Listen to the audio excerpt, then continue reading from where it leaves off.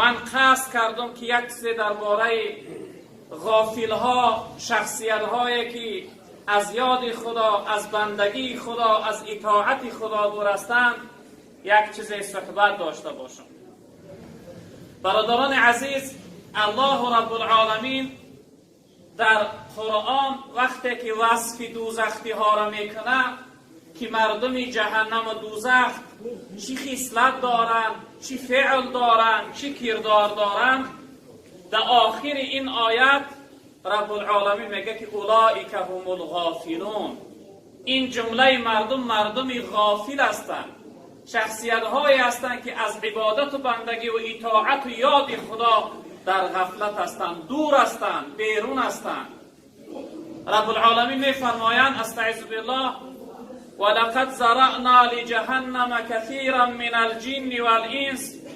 به تحقیق میگه ما خلق کرده ایم برای جهنم و دوزخ بسیاری از جنها و انسانها را، یعنی برای دوزخ، برای عذاب دوزخ، برای پر کردن دوزخ رب العالمین میگه ما خلق کرده ایم بسیاری از جنها و انسانها را.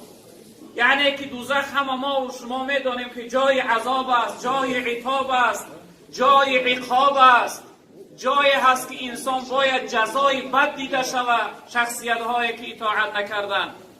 رب العالمین میگه من برای جهنم و دوزخ بسیاری از جنها و یعنی انسانها را خلق کردن. مفسرین کرام میفرمایند میگن ای مردم شما یک چیز اهمیت بدید که خداوند در این آیت کثیر گفت، یعنی بسیار گفت، یعنی که اکثر مردم اهل دوزخ هستند. خداوند این دلالت در این آیت داره. کثیرا من الجن والانس، بسیاری از جنها هم مکلف هستند. برای جنها هم امر عبادت و بندگی شده است. اونها هم مثل ما برین در آخرت پرسیده می شوند، عذاب می شوند. اونها هم در آخرت جواب دارند. اکنون نشانه هایی که اهل دوزخ دارند رب العالمین فرموده است لهم قلوب لا یفقهون فیها لا یفقهون بها. تن دوزخی ها یکمین نشانه شو این است که دل دارند اما در دل اونها فکر نیست. در دل اونها یعنی تفکر درباره دینداری، درباره عبادت، درباره اطاعت و بندگی خدا نیست. چی نوعی که امروز اکثر مسلمان ما فکر عقیده و اعتقادشون این است که خداوند گویا که اونها را برای خوردن و خواب رفتن خلق کرده باشد. اکثر مردم این اعتقاد دارن که روز برای کار کردن و شب برای خواب رفتن. نعوذ بالله. اکثر مردم ما این عقیده را دارن، این اعتقاد دارن. بسیاری از اهل دوزخ رب العالمین گفتن که دل دارن اما دل به طرز درست استفاده نمیبرن. دل مکانی هست که باید محبت و دوستی خدا باشه، اما اگر 99% مؤمن و مسلمان اگر امروز تحقیق کنی در دل او محبت الله از محبت دنیا و دیگر چیز بالاتر نیست. امروز در دل اکثر مردم ما چی پر است؟ محبت دنیا، محبت پول و مال، محبت زن و فرزند، محبت این قصر و خانه های زمانه‌ای، محبت ماشین و محبت دیگر. محبت خدا خیلی پسته هست، محبت خدا خیلی کم رنگی هست. دل دارن اما در دلهای اونها محبت حقیقی نیست، علم خدا شناسی نیست. ولهم اعیون لا یبصرون بها. این گروه مردمی دوزخی چشم دارند اما با این چشم آیتهای خدا را نمیبینند، گفته های خدا را نمیبینند، قدرت و توانایی و بزرگواری خدا را نمیبینند، نیکی های خدا را نمیبینند. چشم اینها مثل عاجز شده است در حقیقت بینی. فقط چی میبینند؟ دنیا میبینند، فقط زمانه میبینند، فقط مرور زمانه میبینند، فقط ترقیات دنیاوی میبینند، اما آخرت در نظر نه، آیتهای خدا را در نظر نمیگیرند. چشم دارند، چشمشو برای چه هست؟ فقط برای دیدار پیش پاشون. حقیقت نعمت خدا را، قدرت خدا را، آیت خدا را، معجزات الهی را نمیبینند. متاسفانه امروز اکثر مسلمان ما این فعل عادت دارد.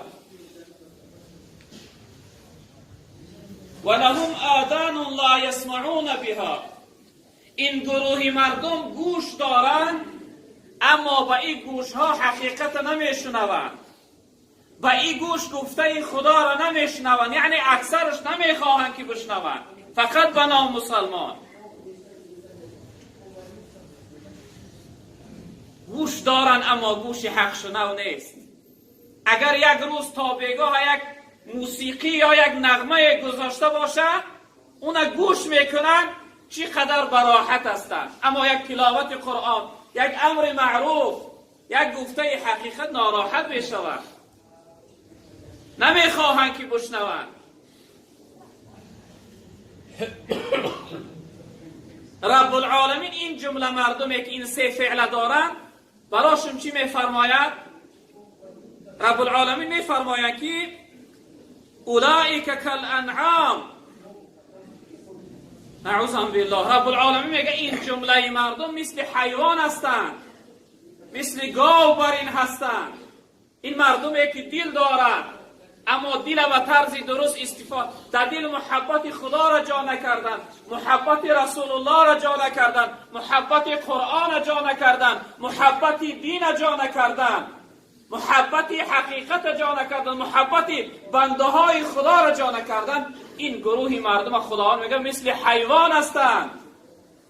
بل هم اضل، بلکه از حیوان دا گمراه تر هستند. خداوند میگه این گروهی که حقیقت نمیبینن، حقیقت نمیشنون، حقیقت در دل جا نمیکنن، رب العالمین اینها میگن بلکه از حیوان بدتر هستند.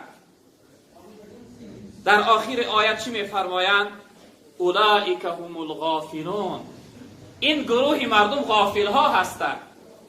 غافل چی شخصیت گفته میشه برادری بزرگواری من؟ غافل شخصیتی میگن که از بندگی خدا دور است، از عبادت خدا دور است، از ذکر و یاد خدا دور است، از فرمانبرداری و اطاعت الله دور است. این جمله مردم غافل ها هستند.